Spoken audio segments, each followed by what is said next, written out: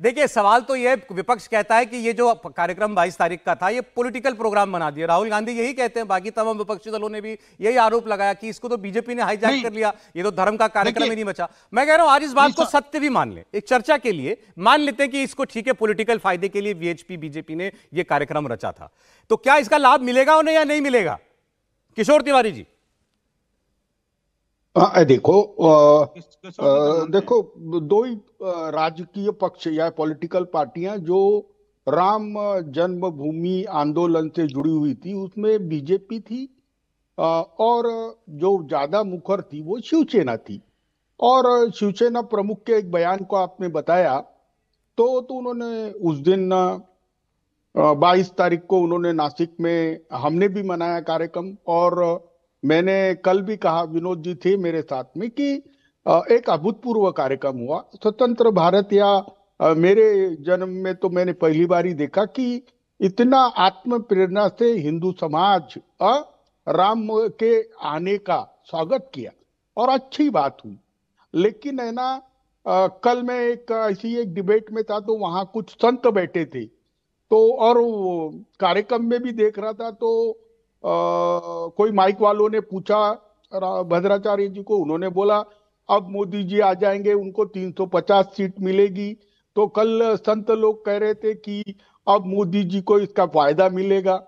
यानी हमने जो बोला था कि यह 40% मंदिर बनने के बाद राष्ट्रीय चुनाव के पहले ये कुछ किया जा रहा है, इसका कार्यक्रम यह पॉलिटिकल ज्यादा है। मैं तो बोलूंगा आप राहुल गांधी, एक मिनट बंसल जी थोड़ा, आप है ना, आपको तो बुलाया नहीं था, आप तो बाहर ही कर दिए थे। मुझे कोई दिक्कत थोड़ी है भाई, मुझे इसकी चिंता नहीं है, मुझे बुलाया गया था नहीं, मैं राम मेरे हृदय में है यार, मैं तो राम का ही काम कर रहा था। अच्छा ठीक है बंसल जी, क्या था? अच्छा किशोर जी बोलिए किशोर जी बोलिए। देखो बीजेपी ने वीएचपी को ओवरटेक किया, ये बात तो कबूल है, लेकिन उस पर मैं अभी नहीं बोलूंगा। राहुल जी को पूछा गया, नहीं भी बोलूंगा। अरे भाई विनोद जी, मैं भी आपके की बात कर रहा हूं। अच्छा चलिए बोलिए। अच्छा सर, मुझे ब्रेक का समय हो जाएगा। किशोर जी, मेरा प्रश्न वही था, आपने जो भी बताया, भाई मान लेते हैं पॉलिटिकल फायदे के लिए किया, जो आप कह रहे हैं संत बोल रहे हैं अब 350 सीट बीजेपी को आ जाएगी, आप मानते हैं इसका लाभ होगा कि नहीं होगा? ईमानदारी से बताइए। एक मिनट, हमारे सामने एक बहुत बड़ा चैलेंज है जिसको उद्धव जी ने बताया है। उद्धव जी ने यह बताया कि वहां पर 10 साल का कुशासन छुपाने के लिए राम का मुखवटा पहन के रावण बैठे थे, और वो मुखवटा हमको खोल के बताना है। आपने राहुल जी का स्टेटमेंट दिया, देखो राहुल जी को पूछा गया था, राहुल जी ने बोला ऐसी कोई मोदी की या बीजेपी को फायदा मिले ऐसी लहर नहीं है। देखो उन्होंने राम की लहर ना, किशोर जी प्लीज, जो बात टेप पर है उसको क्या जुटलाना, उन्होंने कहा राम की लहर नहीं है। अरे भाई, उन्होंने उसके आगे भी बोला बहुत अच्छा कार्यक्रम हुआ और मुझे उसकी खुशी है, उन्होंने बोला, लेकिन उसके बाद उन्होंने क्या बोला? अच्छा बोला ना, अच्छे बोला। अरे कार्यक्रम अच्छा तो आपने बोला है, उन्होंने क्या बोला?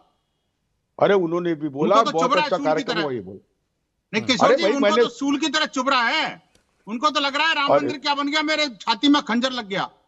आप कैसी बात कर रहे हो किशोर जी? देखो आपका मन प्रफुल्लित है, इसका मतलब थोड़ी है कि राहुल जी का भी है। देखिए आपका राहुल जी का मन कोई मिला हुआ है ऐसा मत सोचिए। देखिए अभी तो कुछ दिनों के लिए गठबंधन है, उसके बाद यही गांठों का बंधन बनने वाला है आपका, मुझे पता है। थोड़ा आप जैसे अच्छा चलिए किशोर जी प्लीज, अच्छा किशोर जी 15 सेकंड में अपनी बात खत्म कीजिए सर, समय मेरा ब्रेक हो गया। मैं बिल्कुल उन्होंने बोला कि मैं सामाजिक न्याय की लड़ाई लड़ रहा हूं। ठीक है, उन्होंने 5 मुद्दे रखे जो देश के सामने बहुत गंभीर है। ठीक है, जिसमें बेरोजगारी है, महिलाओं के अधिकार है, किसानों की समस्याएं है, स्वास्थ्य है, शिक्षण है। एक बुनियादी तौर पे पॉलिटिकल पार्टी के नेता ने जो कहना चाहिए या अच्छा चलिए, आप राहुल जी के बयान के साथ हैं और आपके नेता ने बोला कि राम का मुखौटा लगा के रावण बैठ गए हैं,